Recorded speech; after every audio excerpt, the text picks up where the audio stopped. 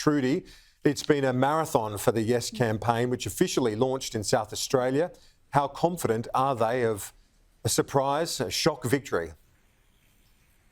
Well, Kieran, the Yes camp is publicly still positive about this, but it will take a miracle in order for them to come over the line in first place. It has been a long and winding journey to get here to the referendum. Someone who knows that all too well, Pat Farmer, he ran around the country as a part of his effort to raise awareness. He joins me now at a polling booth in Adelaide.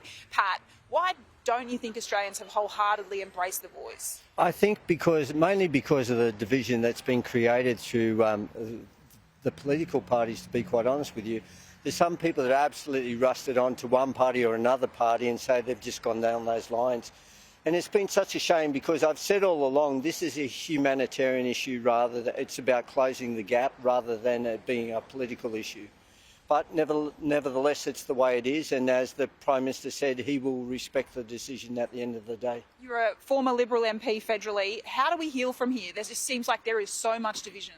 Look, I think, let me tell you, I honestly believe that if the Yes vote gets up, there will be a change in leadership. I think people like Julian Leeser will have to step up to the plate and show a new direction for the party.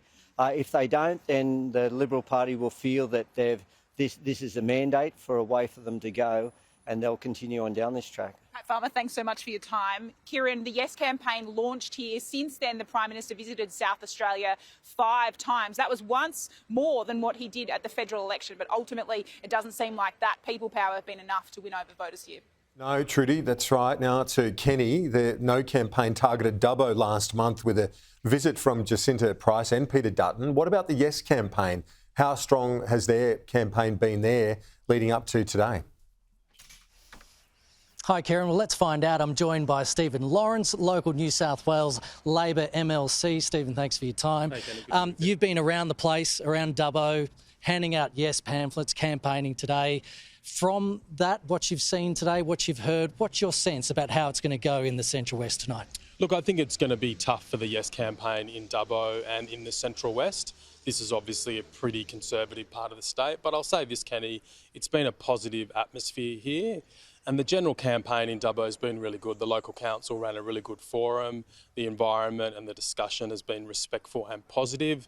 And frankly, a lot of social issues have come to the fore that I think need discussion. So look, overall pretty positive, but in terms of the overall vote here, I think it's going to be tough for the Yes campaign, to be perfectly frank with you. Peter Dutton and Jacinta Price visited Dubbo last month. Many voters we spoke to has said that did have an impact on the region, they thought.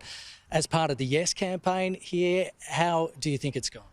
Yeah, look, we've run a really grassroots campaign here, and so is the No campaign, I'll say. There's a lot of locals here on the polling booth who are handing out for No, so we have had grassroots campaigns on both sides. We did have a flying visit from Peter Dutton. I think he ducked into a pub and then he left pretty much, but I don't think that had an impact on the campaign, to be frank with you. It was a whistle stop, but the grassroots aspects of the two campaigns, frankly, I think has been positive. Stephen Lawrence, all the best for tonight. Thank you. From the Central West, Kieran, it's back to you.